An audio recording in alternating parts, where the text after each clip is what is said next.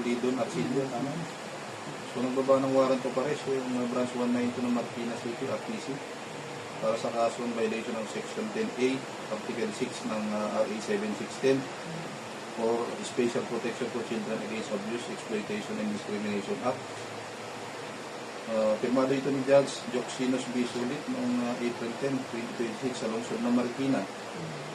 At may bail po ito na tinakda na 80,000 pesos para sa nasabing kaso na ito. Ma'am Christine Pulidon Arcilla, pinakakusado sa nasabing kaso na ito. Kayo po ay may karapatang manahimik. Ano mong sabihin ko? Pwedeng ganito, laban ng pabor sa inyo sa anumang hukuman ng Pilipinas.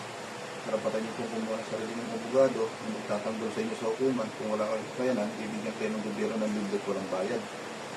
Karapatan niyo rin pong magpasuri sa piling ng doktor sa pampublikong ospital. At kung wala rin po kayong kakayanan, bibigyan din po kayo ng gobyerno ng libre at wala pong bayad. At karapatan niyo rin pong ipalap sa inyong kaanak, sa inyong mga anak na itong warrant of arrest na ito ay sinisilbi namin sa inyo, pina-arrest po namin kayo. Hindi